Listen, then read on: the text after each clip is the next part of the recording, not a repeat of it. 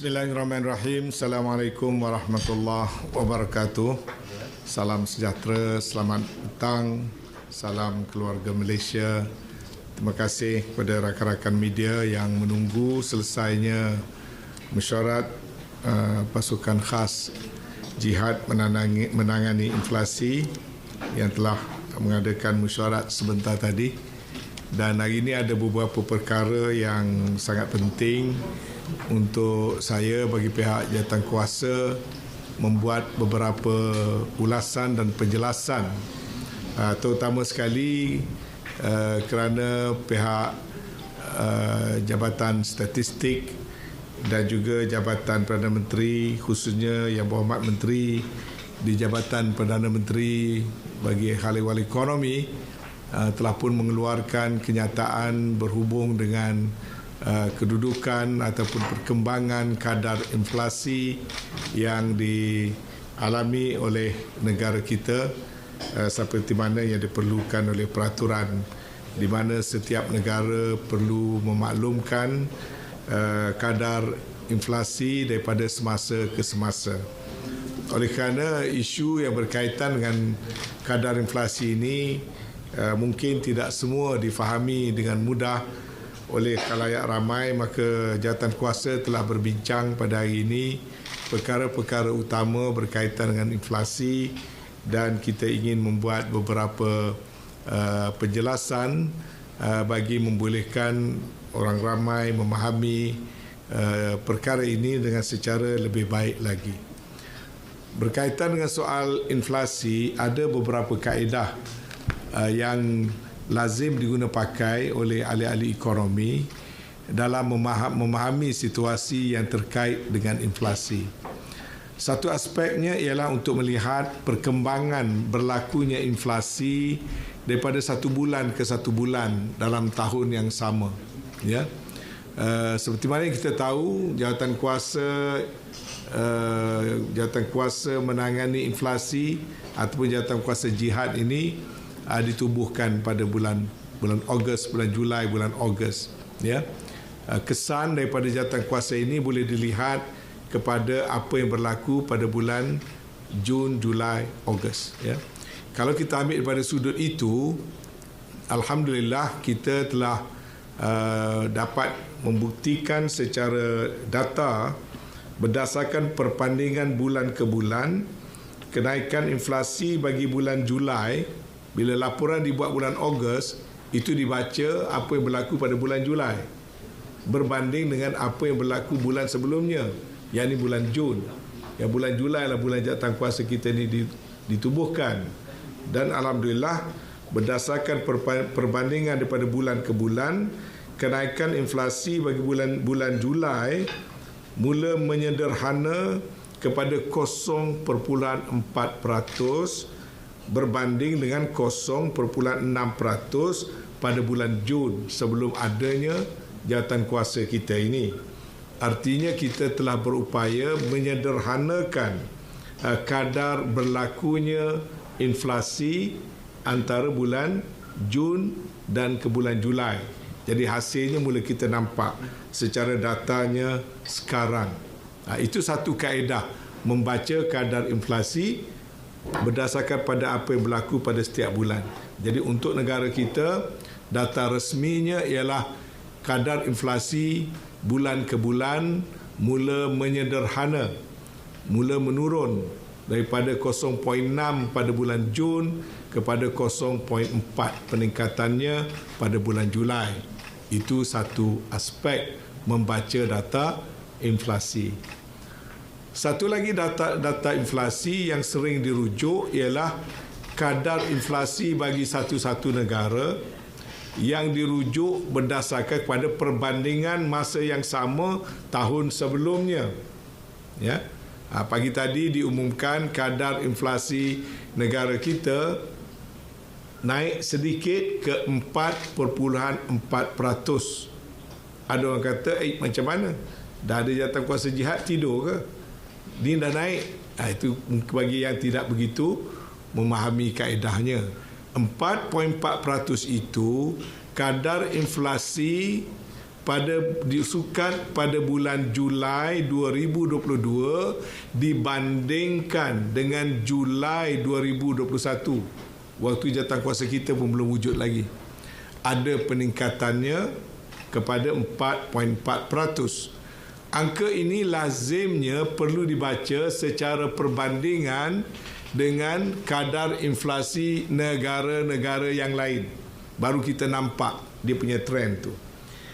Jadi berujuk kepada kaedah yang kedua ini, kadar inflasi pada bulan Julai 2022 berbanding dengan Julai 2021 ada peningkatan sebanyak 4.4%. Jadi trend kadar inflasi yang makin tinggi berbanding dengan tahun lalu, seperti mana yang sebutkan tadi, ini fenomena global yang sedang dilalui oleh hampir kesemua negara. Sebagai contoh, kadar inflasi bagi bulan Julai 2022 berbanding dengan Julai 2021 bagi negara United Kingdom ialah 10.1%.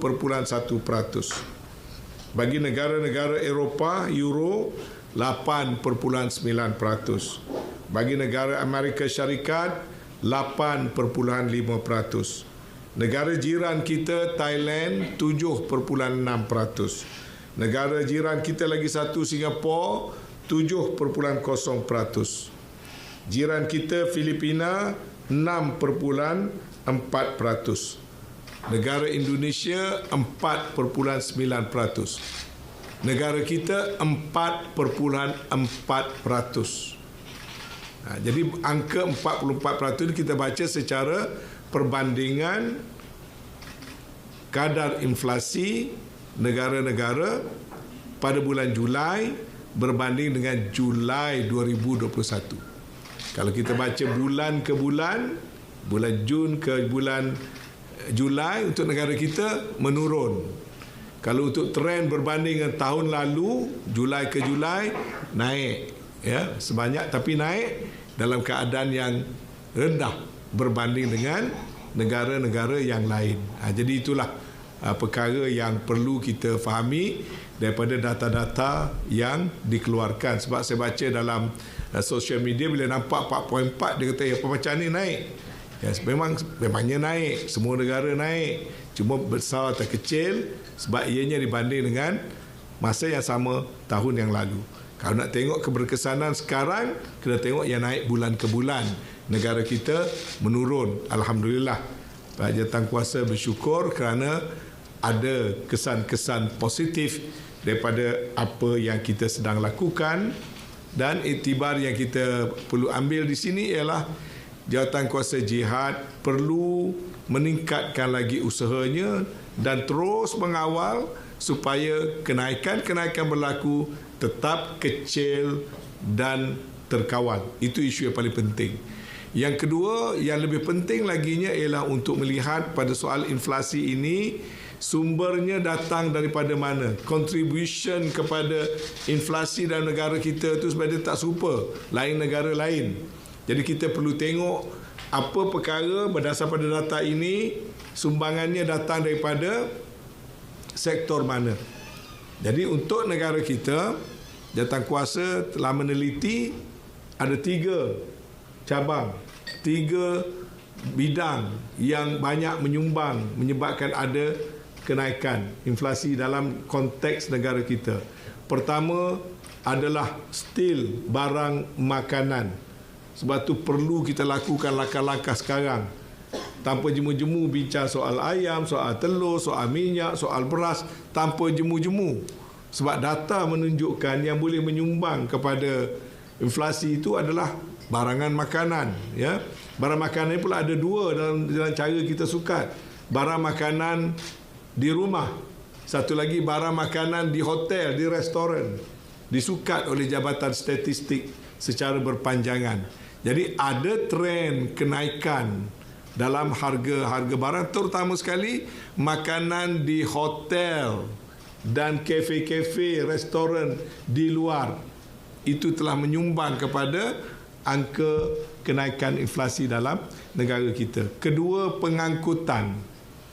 sektor pengangkutan ini berlaku apabila harga minyak dunia naik, terutama sekali harga RON 97 tinggi, berpunca daripada harga minyak mentah Brent dunia naik kira-kira 40 lebih peratus, maka dia telah memberikan impak kepada kenaikan kos pengangkutan, sebab harga minyak mentah dunia naik sebanyak 46.4% berbanding dengan Julai tahun lalu. So bila ada kenaikan berbanding Julai tahun lalu, dia contribute kepada kenaikan kadar inflasi tahunan. Jadi, dan juga sektor yang berkaitan dengan beberapa isu-isu lain, tapi yang penting makanan dan pengangkutan. Dan ini insya-Allah akan dapat terus dikawal kerana kita mengekal membayarkan subsidi supaya RON 95 tu terus kekal murah untuk rakyat Malaysia. Dan di sinilah kerajaan mengekalkan dasar untuk injek 31 bilion untuk menanggung bukan 31 bilion yang menyebabkan bajet asal untuk subsidi 31 bilion naik sampai 77.7 bilion sekarang. Tanggungan sebahagian besarnya adalah mensubsidikan harga minyak supaya rakyat tidak membayar terlalu tinggi. Begitu juga misalnya kesan bagi juga kepada penjanaan elektrik. Untuk penjanaan elektrik juga kerajaan memutuskan untuk tidak menaikkan tarif elektrik, dan untuk itu kerajaan perlu mengeluarkan belanja sebanyak 5.8 bilion bagi memastikan juga bekalan tarif elektrik tidak naik. Jadi ini kita nampak bagaimana intervensi yang kita lakukan, ya. Jadi cabaran kepada kita jawatan kuasa ini, kerja masih banyak dan kita terus mengambil pendekatan mengawal kenaikan harga barang dan terus melaksanakan dasar-dasar untuk rakyat dapat membeli barangan yang sangat diperlukan pada harga yang menasabah. Kalaupun ada kenaikan, sentiasa dalam keadaan terkawal, tidak jadi macam setengah negara tiap-tiap minggu naik harga. Ada satu negara sehari naik harga 2 kali, ya, tanpa menyebut negara mana, bila keadaan tidak dapat mengawal situasi inflasi. Kita ini alhamdulillah malah dalam negara kita beberapa barang harganya menurun, ya. Itu berkat kerjasama semua pihak dan juga jawatan kuasa kita ni yang melibatkan beberapa kementerian berganding bahu sepanjang masa. Dalam hubungan yang sama, saya ingin memaklumkan beberapa keputusan daripada perakuan jawatan kuasa kita yang telah kita angkat bersama dengan KPDNGP dan Kementerian Pertanian, MAFI, kepada Jemaah Menteri untuk beberapa ketetapan dasar. Jadi sukalah saya memaklumkan secara resmi beberapa keputusan yang telah dibuat oleh Jemaah Menteri 3 hari lalu dalam mesyuarat Jemaah Menteri yang telah diadakan pada hari Jumaat yang lepas. Yang pertama, kita tahu, semua rakyat tahu, penetapan harga maksimum ayam telah ditetapkan dan penetapan itu sehingga 31 hari bulan Ogos. 31 bulan Ogos tu 2 hari lagi, ya. Bagaimana selepas Ogos?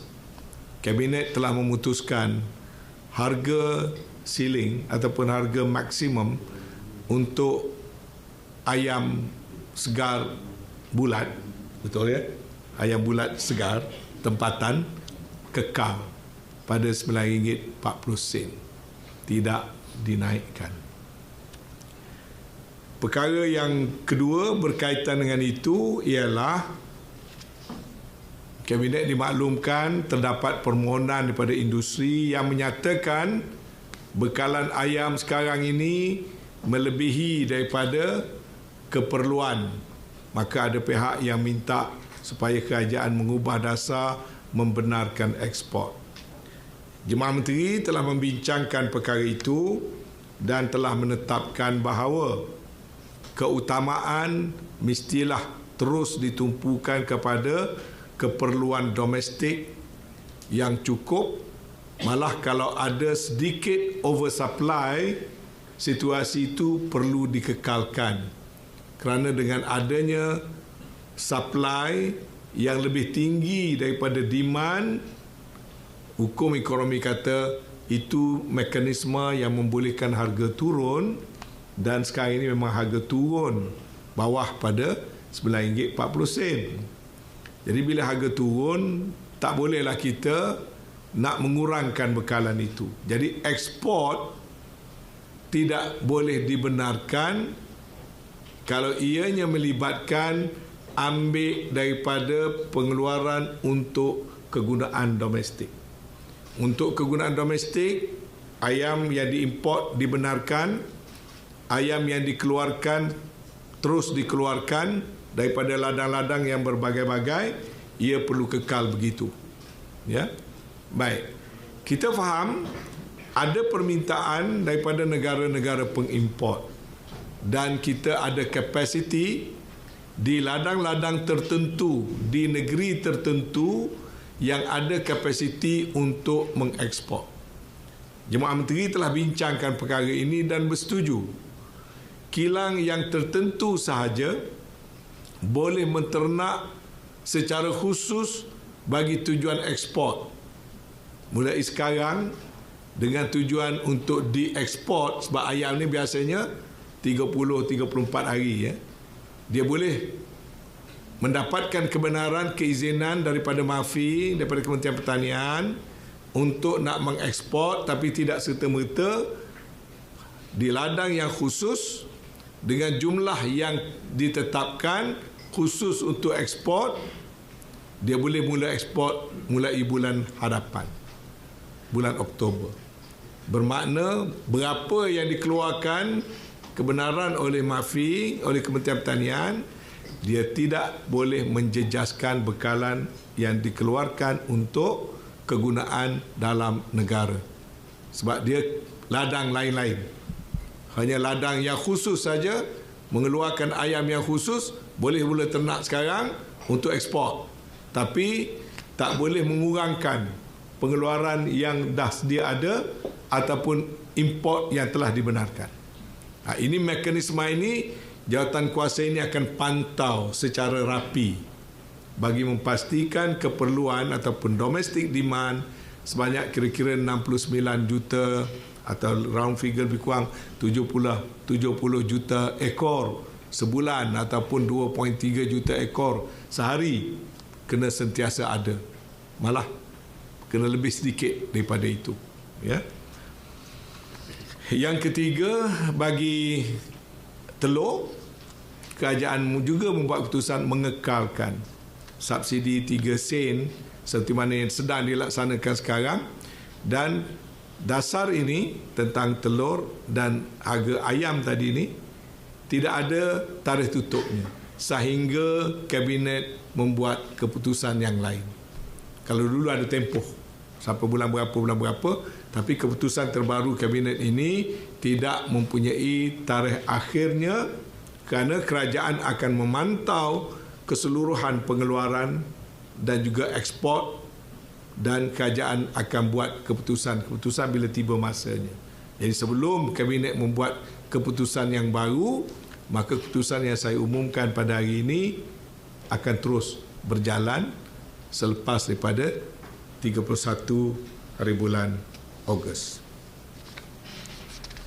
Kita tadi juga berbincang untuk memastikan kementerian-kementerian yang diamanahkan untuk menjalankan jualan keluarga Malaysia. Saya dah sebut itu. Pertamanya, kita tidak berpuas hati dari segi jumlah pusat-pusat jualan keluarga Malaysia. Jadi kita buat satu benchmark untuk diri kita sendiri. Untuk jawatan kuasa ini sendiri, kita beri diri kita, saya ingat 15 September untuk mencapai 100%. Sekarang ini ada kementerian yang capai 30%, ada kementerian yang capai 60%, ada yang 40% atas pelbagai masalah yang dilalui bila nak melaksanakannya. Tak apalah, kita dah jalankan benda ini 2 minggu. Kita patut mulakan pada pertengahan Ogos, now dah akhir Ogos. Selepas 2 minggu, laporan yang dibentangkan oleh KPDGP mendapati overall performance-nya still less than 50%. Dan kita kena kata pada diri kita sendiri, this is not good enough. Kita buat performance untuk kita sendiri, not good enough. Kita set target untuk diri kita sendiri. Jawatankuasa ini nak tengok dalam masa 2 minggu pada sekarang kena capai 100%. Maka semua kementerian-kementerian yang telah diamanahkan itu hendaklah dengan segeranya mengambil tindakan-tindakan sewajarnya bagi memastikan 639 venue jualan murah keluarga Malaysia telah diputuskan mesti melaksanakan jualan ini di semua kawasan telah dikenal pasti. Malah kita tambah terutama sekali kepada Kementerian Pembangunan Usahawan dan Koperasi untuk mengadakan perkhidmatan yang sama di dalam kampus-kampus universiti awam. Mana jualan murah yang di luar untuk komuniti, sekarang kita tambah lagi 21 untuk semua kampus-kampus universiti awam dan seboleh-bolehnya melalui rangkaian koperasi yang ada dalam kampus-kampus.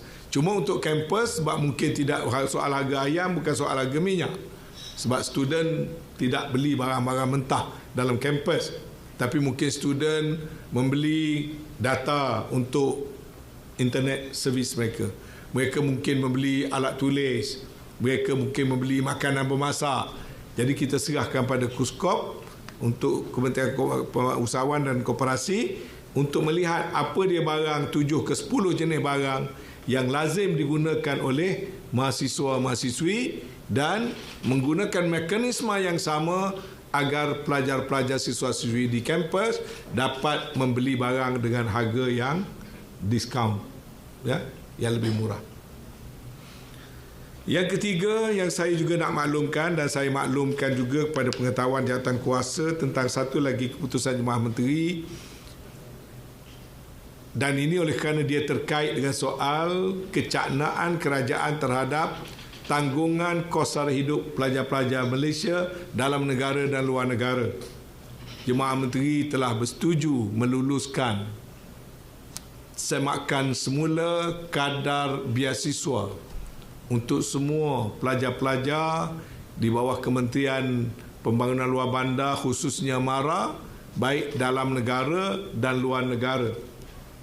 Dan Jemaah Menteri juga mengambil maklum tentang beasiswa-beasiswa yang lain termasuk JPA dan sebagainya yang terkait dengan kerajaan dipersetujui oleh Jemaah Menteri untuk membuat semakan semua sekali bagi memastikan kadar itu dinaikkan kerana kerajaan merasakan pelajar-pelajar kita dalam negara dan luar negara dan luar-luar negara, negara yang tertentu yang mengalami kadar inflasi yang sangat tinggi hendaklah diberikan perhatian.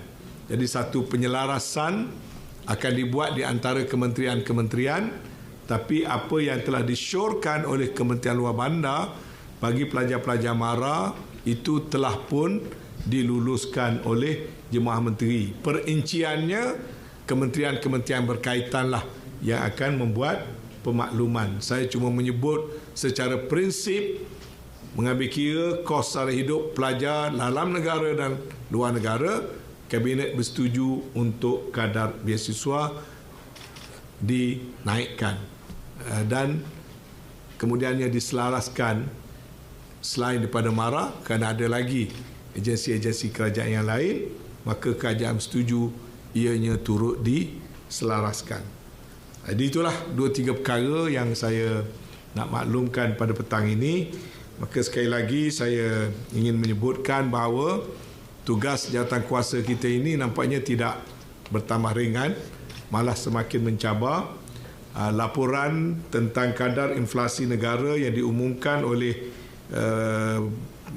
Menteri di Jabatan Perdana Menteri, data-data itu kita akan deep dive, kita akan perhatikan, kita akan bedah siasat secara mendalam sektor-sektor yang menyumbang kepada data-data itu untuk kita mengatur langkah-langkah susulan seterusnya kerana kawalan kepada kadar inflasi ini hendaklah kita lakukan secara yang berterusan, dan saya berkeyakinan muafakat kepelbagaian kementerian di bawah jawatankuasa ini berkeupayaan untuk terus mengawal kadar inflasi walaupun naik secara global, dan negara kita juga akan mengalami kadar yang menaik tetapi naik dalam kadar yang rendah dan dalam situasi yang akan terus dapat kita kawal dengan baik. Okey? Soalan tadi? Ya, kalau ada persoalan saya cuba jawab setakat mana yang saya boleh jawab. Okey, Tan Sri ada sebut tadi kekakan subsidi 3 sen untuk telur, ayam kekal harga ceiling pada RM9.40. Kedua-dua angka ini tak ada penutupan bilion. Maknanya selagi masa dia tak lama Selagi kabinet tidak buat keputusan otherwise, dah satu akan terus berjalan. Ya. Sebab kita nak mengelak daripada berlaku uncertainty ataupun spekulasi. Kalau kita ada deadline, orang speculate, kerana nak tamat deadline, masing-masing mula buat adjustment. Itu tidak baik, tidak sihat. Ataupun orang yang cuba nak mengambil kesempatan, dia akan lakukan kurangkan supply dan sebagainya dengan harapan kerajaan akan bertindak. Ini semua tak baik. Sebab tu kita nak remove uncertainty, kita letak dasar situ, dan kita nak industri buat adjustment untuk mengekalkan produktiviti, untuk memperbaiki kecekapan di peringkat industri. Mereka kena cari jalan untuk turunkan kos. Begitu juga bila kos input turun, misalnya kos bijiran ada tanda-tanda menurun, maka mereka kenalah buat adjustment downwards. Ya? Sebab kita tak nak jadikan budaya hanya tahu naikkan harga, tak erti nak turunkan. Walaupun faktor-faktor kos pengeluaran membolehkan ianya diturun atau distabilkan. Jadi kadang-kadang dia jadi masa satu trend.